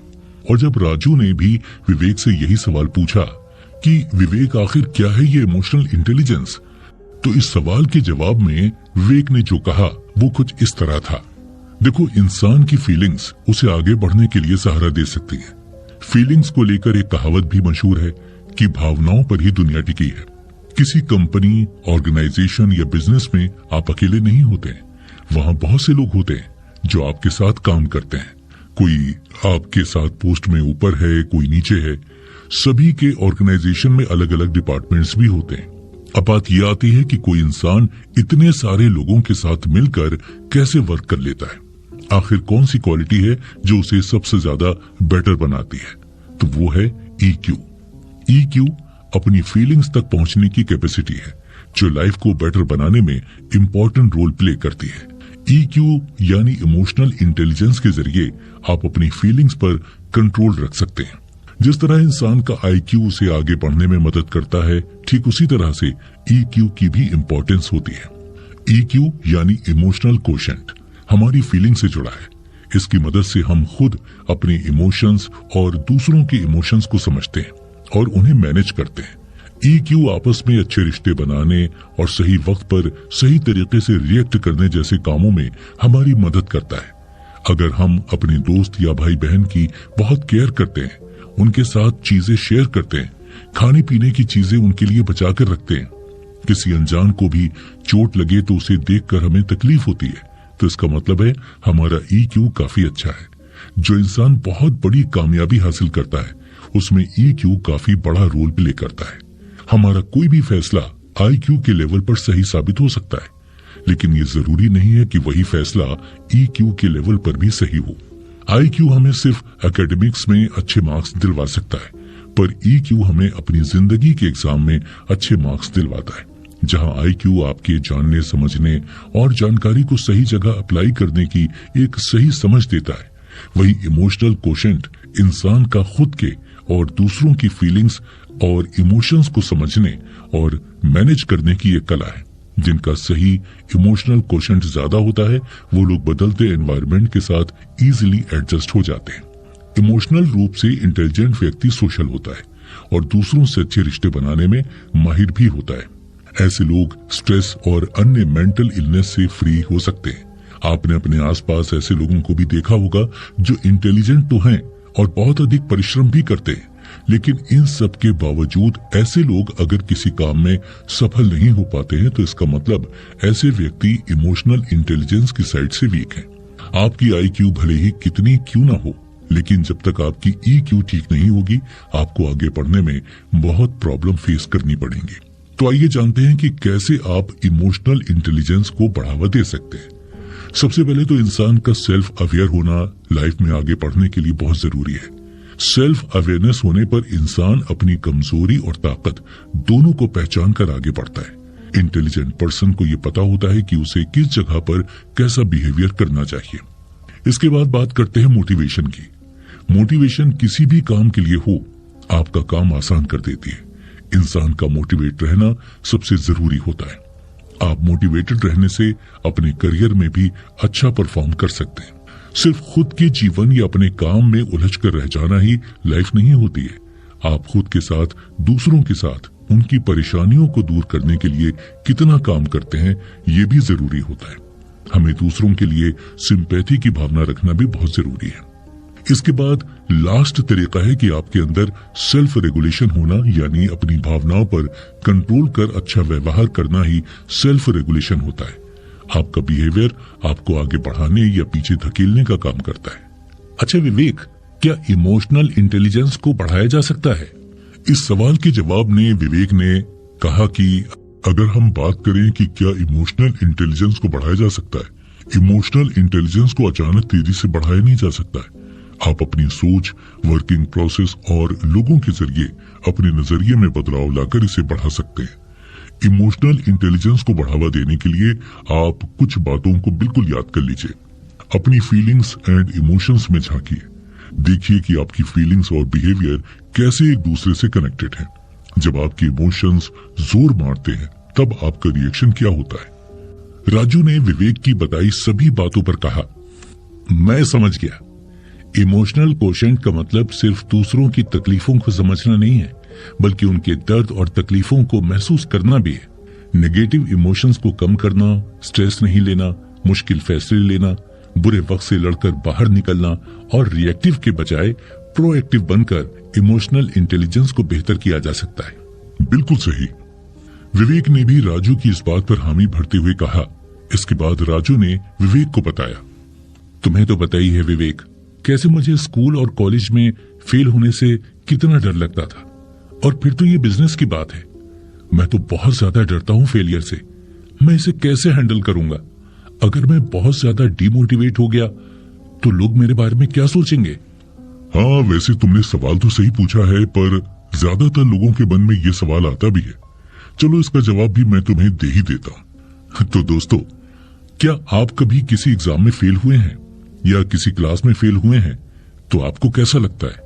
जैसे एक पल में सारी दुनिया खत्म हो गई हो। ऐसे ही जब हम कोई बिजनेस करने के बारे में सोचते हैं तो उसमें फेलियर के भी चांसेस होते हैं, लेकिन कैसे हम इस फेलियर को फेस करेंगे, आइए जानते हैं। दोस्तों, किसी भी एंटरप्रेन्योर के लिए बिजनेस फेलियर सक्सेस से ज्यादा कॉमन है। कोई भी जब बिजनेस की शुरुआत करता है तो उसके मन में 50% सक्सेस और 50% फेलियर का डर होता है। जब फेलियर मिले तो उसका मतलब ये नहीं होता कि आप किसी आइडिया या प्रोजेक्ट को वहीं पर छोड़ दें। कभी कभी ऐसा भी हो सकता है कि आपको अपनी करंट प्लानिंग को शुरू करने या बदलने की जरूरत ही ना हो। आपको सिर्फ काम करने के लिए सही डेडिकेशन के साथ उतरने की जरूरत होती है और उन एलिमेंट्स का यूज करना होता है जो आपको करंट सिचुएशन से एक लेवल अप की तरफ ले जाए। जब राजू ने भी अपने फेलियर के डर को विवेक के आगे बताया तो विवेक ने राजू को समझाया। दोस्तों, फेलियर कॉमन है। जब कोई आदमी फेल होता है तो वो क्या सोचता है? जनरली उसके मन में यही थॉट्स आते हैं कि मेरे साथ ऐसा गलत क्यों हो रहा है, और अगर मैं फेल हो गया तो लोग मेरे बारे में क्या सोचेंगे, और मैं दूसरों को निराश कर रहा हूँ, अब कैसे लोग मेरे ऊपर विश्वास करेंगे। ऐसे सवाल अधिकतर लोगों के मन में आते ही रहते हैं। उसके बाद उन्हें लगता है कि वो शायद बिजनेस में इतने अच्छे नहीं हैं या फिर ये काम ही इम्पॉसिबल है। किसी किसी को तो यहाँ तक भी लगता है कि यूनिवर्स मेरे अगेंस्ट है, मेरी कोई भी चीज काम नहीं कर रही है और ऊपर वाले ने मेरे साथ ही ऐसा क्यों किया। यहाँ तक कभी कभी उन्हें लगता है कि ये वर्ल्ड ही डंप है, ये लोग मेरे प्रोडक्ट को डिजर्व ही नहीं करते। किसी किसी को ये भी लगता है कि शायद मैं ही मार्केट के लिए फिट नहीं हूँ, मैं बिजनेस ही बंद कर देता हूँ। पर किसी किसी को लगता है कि मैं किसी काम का नहीं हूँ, मैं वर्थलेस हूँ। तो इस तरह के थॉट्स जनरली लोगों के मन में आते रहते हैं, स्पेशली जब उन्हें फेलियर का सामना करना पड़ता है।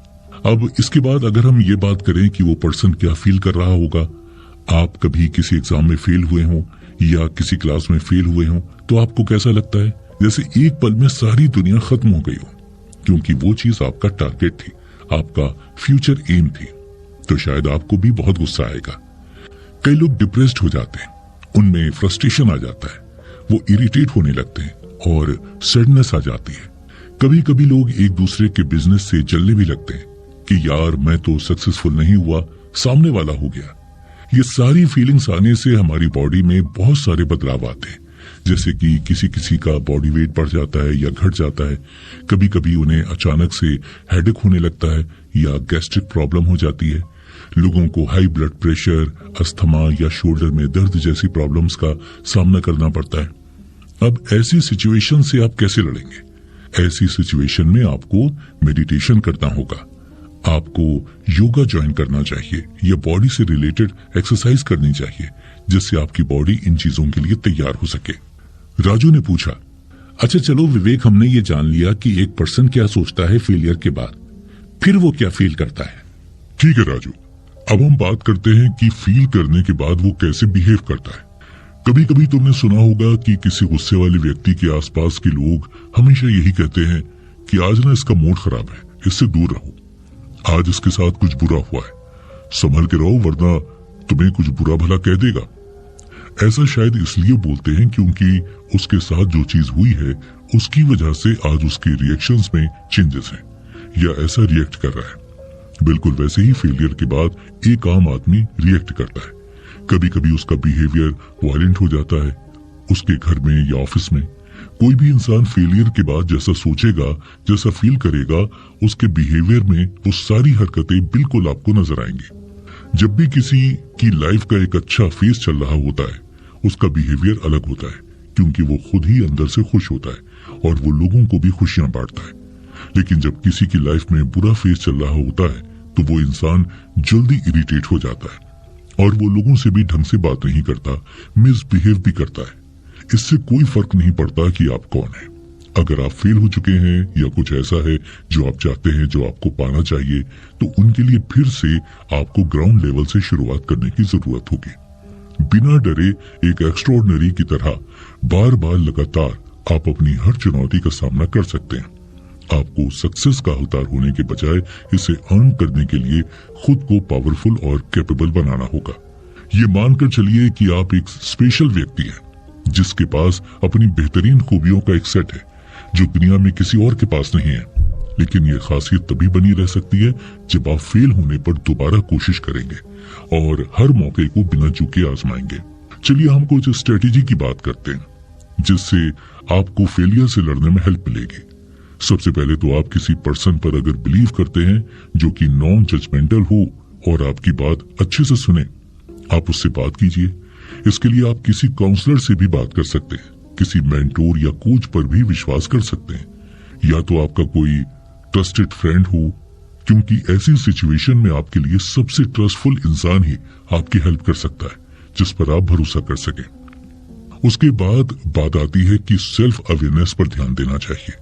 आपके मन और आपकी बॉडी के लिए योगा, ब्रीदिंग एक्सरसाइज और मेडिटेशन बहुत जरूरी है। इससे आपकी बॉडी और मन दोनों रिलैक्स रहेंगे। आजकल लोग अपने काम में इतना बिजी हो गए हैं कि वो किसी भी फिजिकल एक्टिविटी को करना ही नहीं चाहते। जैसे कि अगर आपको खेलना पसंद है तो आप कोई भी एक स्पोर्ट या क्लब ज्वाइन कर सकते हैं, या आप पैदल टहल सकते हैं, डांसिंग की क्लासेस ज्वाइन कर सकते हैं।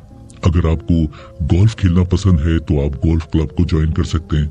तो इस तरह से अगर आप किसी फिजिकल एक्टिविटी में पार्टिसिपेट करते हैं तो कहीं ना कहीं आपके छोटे छोटे अचीवमेंट से बहुत सारी खुशियां मिलती हैं और बॉडी के लिए भी ये बहुत अच्छा होता है। अब बात आती है बिजनेस की।